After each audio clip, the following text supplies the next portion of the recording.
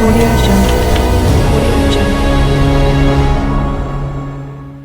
లూకా సువార్త 17వ అధ్యాయము మొదటి వచనం నుండి ఆయన తన శిష్యులతో ఇట్లనెను, అభ్యంతరములు రాకపోవుట అసాధ్యము కాని అవి ఎవరి వలన వచ్చునో వానికి శ్రమ. వాడి చిన్నవారిలో ఒకరిని అభ్యంతరము కలుగచేయుట కంటే వాని మెడకు తిరుగుటరాయి కట్టబడి సముద్రంలో పడద్రోయబడుట వానికి మేలు. మీ విషయమై మీరే జాగ్రత్తగా ఉండుడి. మీ సహోదరుడు తప్పిదము చేసిన ఎడల అతన్ని గద్దించుము.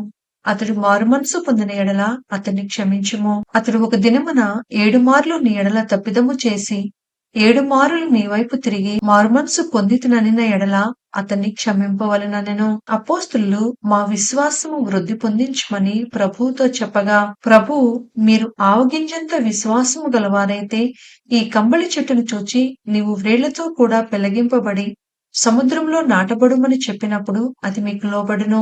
దున్నువాడు కాని మేపువాడు కాని మీలో ఎవరికైనా ఒక దాసుడుండగా వాడు పొలంలో నుండి వచ్చినప్పుడు నీవు ఇప్పుడే వెళ్లి భోజనము చేయమని వానితో చెప్పునా? చెప్పడు. అంతేకాక నేను భోజనము చేయుటకు ఏమైనను సిద్ధపరిచి నడుము కట్టుకొని నేను అన్నపానములు పుచ్చుకొని వరకు నాకు పరిచారము చేయము. అటు తరువాత నీవు అన్నపానములు పుచ్చుకొని వచ్చునని వానితో చెప్పును. కాని ఆ దాసుడు ఆజ్ఞాపింపబడిన పనులు చేసినందుకు వాడు దయచూపినని వానిని మెచ్చున, అటువలే మీరును మీకు ఆజ్ఞాపింపబడినవన్నీ చేసిన తరువాత మేము నిష్ప్రయోజకులమైన దాసులము, మేము చేయవలసినవే చేసి ఉన్నామని చెప్పుడనెను. ఆయన యెరూషలేమునకు ప్రయాణమై పోవచ్చు సమరయ గలిలయ మధ్యగా వెళ్ళుచుండెను.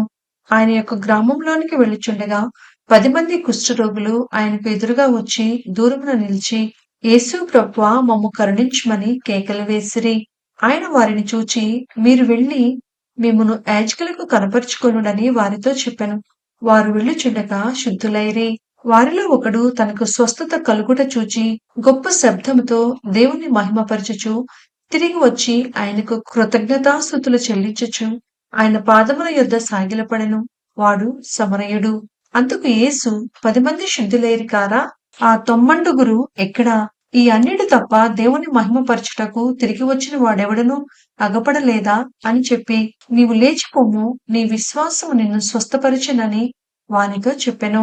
దేవుని రాజ్యం ఎప్పుడు వచ్చునని పరిసయ్యులు ఆయన అడిగినప్పుడు ఆయన, దేవుని రాజ్యము ప్రత్యక్షముగా రాదు. ఎందుకనగా ఇదిగో దేవుని రాజ్యము మీ మధ్యనే ఉన్నది కనుక ఇదిగో ఇక్కడనని అదిగో అక్కడనని చెప్ప వీలు పడదని వారికి ఉత్తరమిచ్చెను. మరియు ఆయన తన శిష్యులతో ఇట్లనెను, మనిషి కుమారుని దినములలో ఒక దినము చూడవలనని మీరు కోరు దినములు వచ్చును కాని మీరు ఆ దినమును చూడరు. వారు ఇదిగో ఇక్కడనని అదిగో అక్కడనని మీతో చెప్పిన ఎడల వెళ్ళకుడి, వెంబడింపకుడి. ఆకాశము క్రింద ఒక దిక్కు నుండి మెరుపు మెరిసి ఆకాశము క్రింద మరి ఒక దిక్కున కేలాగు ప్రకాశించెను. అలాగున మనిషి కుమారుడు తన దినమున ఉండును.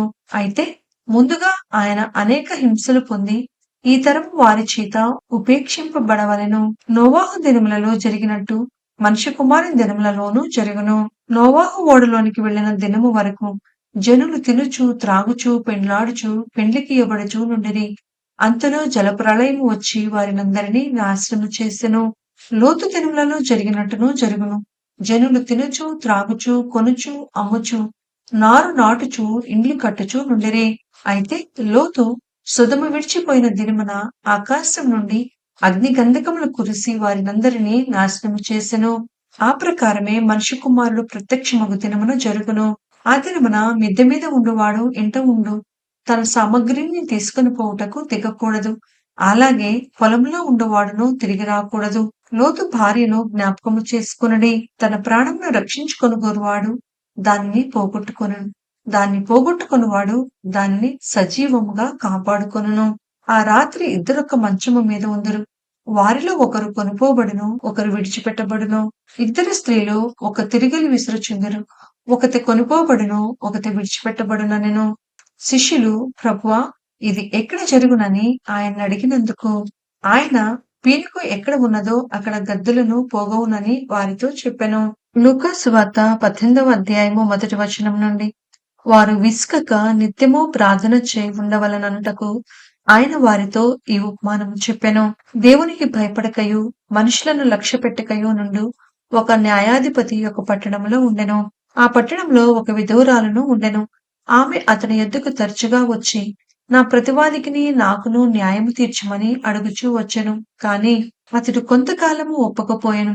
తరువాత అతడు, నేను దేవునికి భయపడకయు మనుషులను లక్ష్యపెట్టకయు ఉండినను, ఈ విధువురాలు నన్ను తొందరపెట్టుచున్నది కనుక ఆమె మాటిమాటికి వచ్చి గోజాడకుండునట్లు ఆమెకు న్యాయము తీర్తునని తనలో తాననుకొనెను. మరియు ప్రభువు ఇట్లనెను, అన్యాయస్థుడైన ఆ న్యాయాధిపతి చెప్పిన మాట వినుడి. దేవుడు తాను ఏర్పరచుకొనిన వారు దివారాత్రులు తన గూర్చి మొరపెట్టుకొనుచుండగా వారికి న్యాయము తీర్చడా? ఆయన వారికి త్వరగా న్యాయము తీర్చును. వారి విషయమే కదా ఆయన దీర్ఘశాంతము చూపుచున్నాడని మీతో చెప్పుచున్నాను.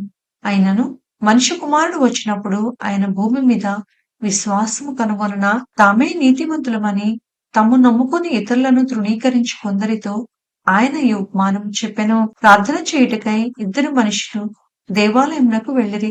వారిలో ఒకడు పరిసయుడు, ఒకడు సుంకరి. పరిసయుడు నిలువబడి, దేవా, నేను చోరులను, అన్యాయస్తులను, వ్యభిచారులునైన ఇతర మనుషుల వలెనైనను ఈ సుంకరి వలెనైనను ఉండనందుకు నీకు కృతజ్ఞతాస్తుతులు చెల్లించుచున్నాను.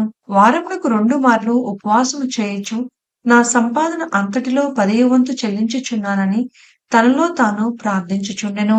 అయితే సుంకరి దూరముగా నిల్చుండి ఆకాశం వైపు కన్నులెత్తుటకైనను ధైర్యం చాలక రొమ్ము కొట్టుకొనుచు, దేవా, పాపినైన నన్ను కరుణించుమని పలికెను.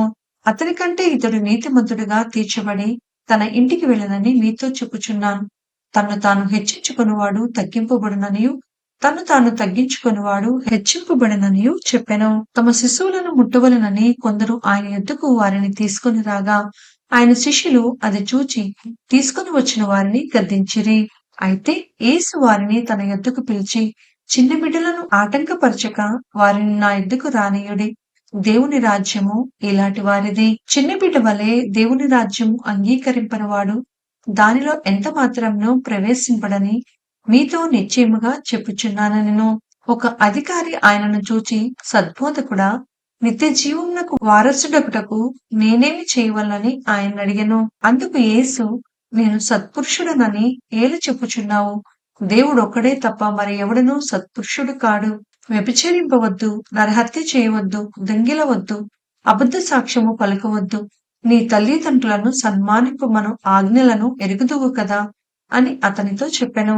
అందుకతడు, బాల్యము నుండి వీటన్నిటినీ అనుసరించుచూనే ఉన్నానెను. యేసు విని, నీకింకా ఒకటి కొదువుగానున్నది. నీకు కలిగినవన్నీయు అమ్మి బేదలకిమ్ము. అప్పుడు పరలోకమందు నీకు ధనము కలుగును. నీవు వచ్చి నన్ను వెంబడింపుమని అతనితో చెప్పెను. అతడు మిక్కిలి ధనవంతుడు కనుక ఈ మాటలు విని మిక్కిలి వ్యసనపడగా, యేసు అతని చూచి, ఆస్తిగల వారు దేవుని రాజ్యంలో ప్రవేశించుట ఎంతో దుర్లభము. ధనవంతుడు దేవుని రాజ్యంలో ప్రవేశించుట కంటే సూదిబెజ్జంలో ఒంటె దూరుట సులభమని చెప్పెను. ఇది వినిన వారు, అలాగైతే ఎవడు రక్షణ పొందగలడని అడగగా, ఆయన, మనుషులకు అసాధ్యములైనవి దేవునికి సాధ్యములని చెప్పెను.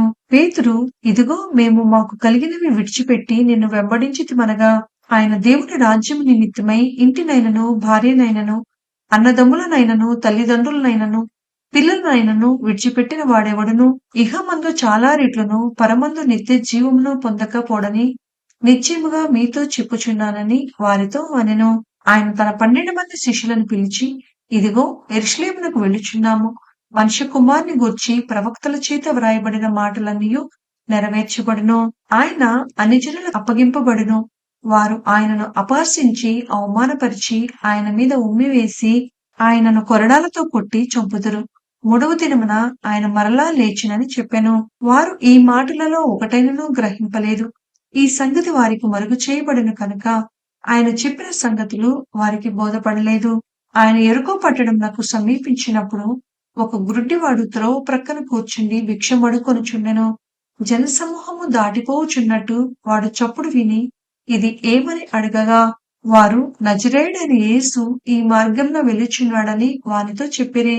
అప్పుడు వాడు, యేసు, దావీదు కుమారుడా, నన్ను కరుణించుమని కేకలు వేయగా, ఊరకుండుమని ముందర నడుచుచుండిన వారు వానిని గద్దించిరి. కాని వాడు మరి ఎక్కువగా, దావీదు కుమారుడా, నన్ను కరుణించుమని కేకలు వేసెను. అంతట యేసు నిలిచి వారిని తన యొద్దకు తీసుకుని రమ్మనెను. వాడు దగ్గరికి వచ్చినప్పుడు ఆయన, నేను నీకేమి చేయగోరుచున్నావని అడగగా, వాడు, ప్రభువా, చూపు పొందగోరుచున్నాననెను. యేసు, చూపు పొందుము, నీ విశ్వాసము నిన్ను స్వస్థపరచునని వానితో చెప్పెను. వెంటనే వాడు చూపు పొంది దేవుని మహిమపరచుచు ఆయనను వెంబడించెను. ప్రజలందరూ అది చూచి దేవుని స్తోత్రము చేసిరి.